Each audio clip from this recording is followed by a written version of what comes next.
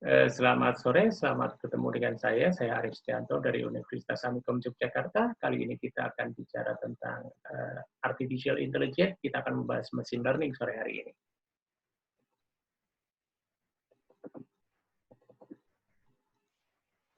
Ya, machine learning merupakan satu pokok bahasan yang akhir-akhir ini sangat berkembang di artificial intelligence dan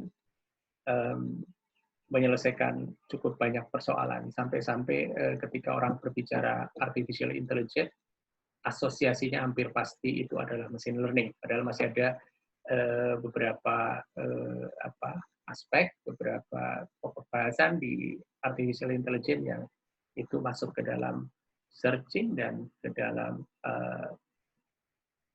reasoning ya. Jadi di definisi secara bebas saya akan mendefinisikan machine learning sebagai pengambilan kesimpulan atau keputusan berdasarkan pengalaman masa lalu atau berdasarkan data. Jadi tipe permasalahan yang akan diselesaikan di dalam machine learning ada paling tidak 4 ya. Yang pertama adalah klasifikasi. Ya, ini merupakan satu permasalahan yang tersupervisi ya. Kemudian regresi itu juga persoalan yang tersupervisi, di mana di sini supervisi dilakukan dengan data-data atau dataset yang sudah dilabeli oleh manusia. Ya. Berikutnya adalah clustering, ya, yang tidak supervisi dan asosiasi. Nah, klasifikasi itu definisi bebasnya begini. Jadi jika diberikan sebuah permasalahan kepada mesin atau kepada komputer untuk belajar dari masa lalu atau belajar dari data, yang kesimpulannya itu adalah pilihan dari beberapa kategori yang sudah ditentukan. Ya. Misal, ketika kita diminta mengelompokkan, jadi ketika kita meminta komputer untuk mengelompokkan gambar menjadi gambar kucing atau gambar anjing. Jadi ada 2 target label di sini, yaitu kucing atau anjing. Tidak ada yang lain. Ya. Kemudian diberikan sekelompok data, lalu misalnya saya mendapatkan data di akhir semester ini, misalnya Anda kuis pertama dapat berapa, kuis kedua dapat berapa, kuis ketiga dapat berapa, kuis keempat dapat berapa, mid dapat berapa, ujian akhir dapat berapa. Lalu saya diminta untuk menentukan Anda lulus atau tidak lulus. Jadi pilihannya cuma 2, lulus atau tidak lulus. Atau variasi yang lain, pilihannya 4, yaitu nilainya A, B, atau C, atau D, atau E. Ya, pilihannya 5. Nggak lebih dari itu. Jadi cuma 5 pilihan. Nggak bisa lebih dari 5 pilihan yang tersedia itu. Ya. Oke, itu juga persoalan klasifikasi. Ya. Ini real world problemnya. Misalnya kita diminta untuk mengelompokkan teks. Ada orang ngomong di Twitter, ya, hari ini saya senang banget, hari ini saya susah, hari ini saya bahagia. Itu kita diminta untuk mengelompokkan setiap kalimat ini menjadi negatif, netral, atau positif. Ya. Jadi ini adalah soal klasifikasi. Ya. Atau kita mendapatkan gambar, ini gambar wajah, ya. Kemudian kita diminta untuk mengelompokkan apakah dia sedang disgust, takut, marah. Ya, ini disgust itu jijik, ya. Sedih, surprise, atau happy. Ya. Ini juga soal klasifikasi. Atau ini pekerjaan mahasiswa S1 saya, ya, diminta untuk mengelompokkan sampah menjadi beberapa kelompok. Jadi sampah itu nanti dikasih di atas tempat sampah, itu dikasih kamera, lalu dia diminta untuk mengelompokkan sampahnya itu adalah metal, kertas, plastik, gelas, atau sampah kertas juga. Ya, jadi di sini kelompoknya ada metal, kertas, plastik, gelas. Ya. Oke. Persoalan berikutnya di mesin learning adalah regresi. Ya, regresi itu kita akan meminta mesin untuk belajar dari data untuk memperkirakan nilai kontinu. Kalau tadi nilainya discrete ya, A, B, C, D, E. Ya, atau sedih, gembira gitu ya. marah, ya, itu diskrit nilainya, kategorikal gitu ya. Nah, kalau regresi ini hasilnya nilainya itu continue, ya. Misal ya untuk kasus nilai tadi, saya mendapatkan nilai Anda itu dari nilai kuis pertama, kuis kedua, mid semester, ujian akhir, kemudian saya diminta untuk membuat nilai antara 0 sampai 10, continue antara 0 sampai 10. Bisa 0,5, bisa 0,75, bisa 0,85, bisa 7,75, bisa 8,1 gitu ya. Jadi itu nilainya continue ya. Yang itu kita sebut sebagai regresi ya. Oke, jadi misalnya di sini kita punya persoalan ya, ini adalah harga saham, fluktuasi harga saham. Kemudian saya diminta untuk melakukan perkiraan di sini atau menebak di tanggal berikutnya ini harga sahamnya berapa. Ya. Jadi kalau di sini 7.500, mungkin di sini 7.510 dan seterusnya. Nah, untuk regresi dan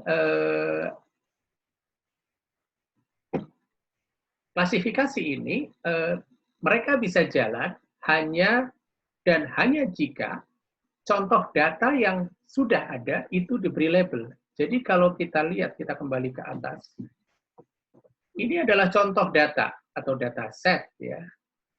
Yang ini sudah diberi label bahwa ini adalah metal, ini adalah paper, ini adalah paper. Jadi kalau misalnya nanti ada benda lain yang mirip antara yang ini atau ini, maka kemungkinan besar dia adalah paper.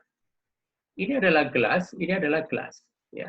Kalau ada benda yang lain yang mirip dengan kedua ini, maka dia akan kita kelompokkan menjadi gelas. Ya. Jadi harus berlabel. Contohnya harus berlabel terlebih dahulu. Sama dengan data harga saham. Di sini 2014 bulan Januari, di sini ada berapa? 7.500 misalnya. 2014 Februari itu turun menjadi 5.600 dan seterusnya. Jadi ada nilainya, Ya. Itu yang kita sebut sebagai supervisi terhadap machine learning. Ya. Jadi di dua jenis permasalahan, regresi dan klasifikasi ini kita membutuhkan data yang berlabel untuk mensupervisi sistemnya. Oke. Nah, berikutnya persoalan ketiga adalah cluster analisis. Ya. Cluster analisis ini berbeda dengan yang dua sebelumnya, di mana mereka adalah tersupervisi, maka cluster analisis ini tidak tersupervisi. Jadi dia tidak mengandalkan data yang berlabel. Mesinnya itu tidak diajari dengan kunci atau label. Ya. Jadi mesinnya akan belajar sendiri dari sebaran data yang ada saat ini. Ya. Oke. Jadi ini adalah unsupervised learning. An unsupervised learning method is a method in which we draw references from the dataset consisting of input data without label responses. Ya.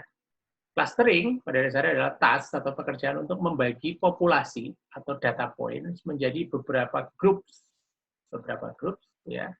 Sedemikian hingga data point yang menjadi anggota dari satu grup itu lebih mirip satu dengan yang lain dibandingkan dengan data points ya yang berada di grup yang berbeda. Ya. Jadi di sini ada ukuran kesamaan, ada ukuran ketidaksamaan. Ya.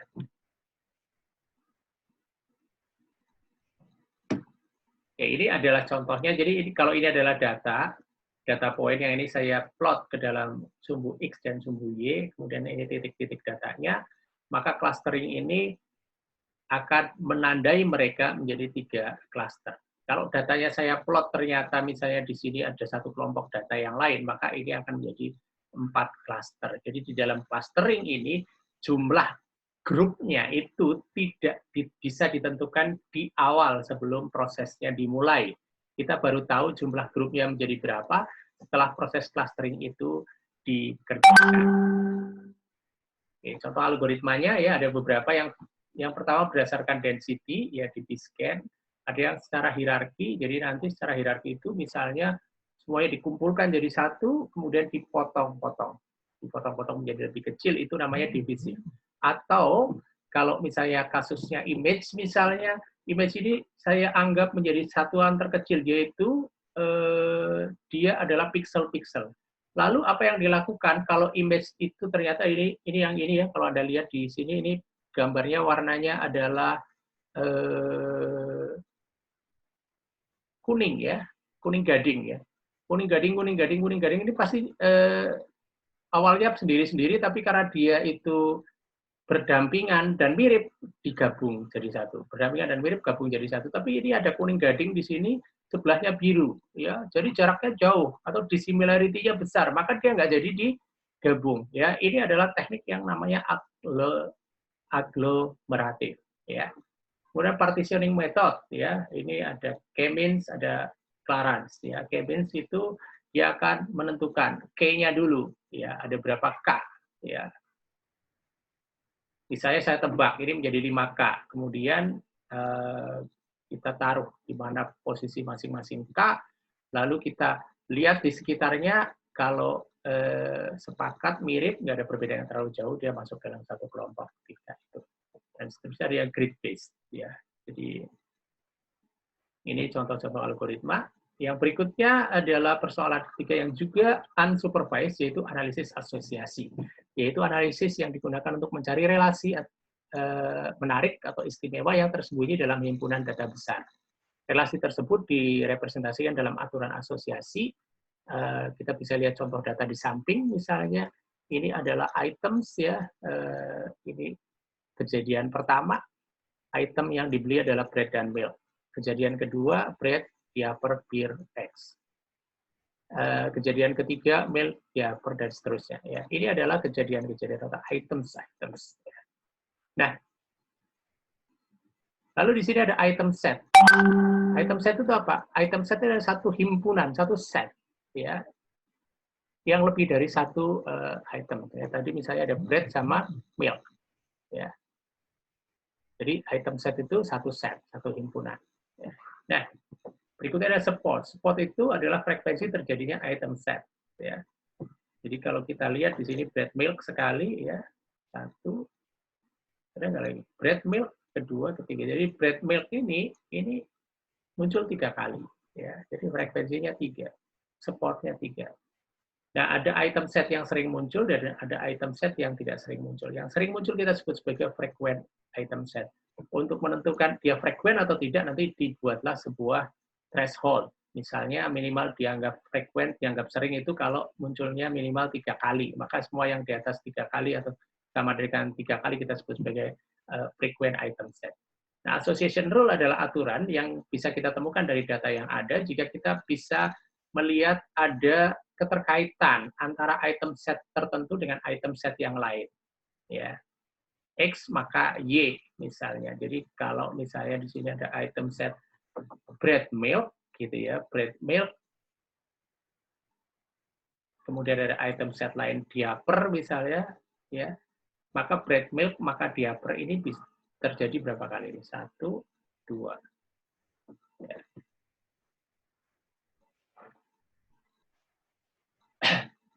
Oke, untuk membuat presentasi ini saya menggunakan beberapa sumber yang ada di sini. Nanti silakan dilihat sendiri. Terima kasih dan selamat belajar.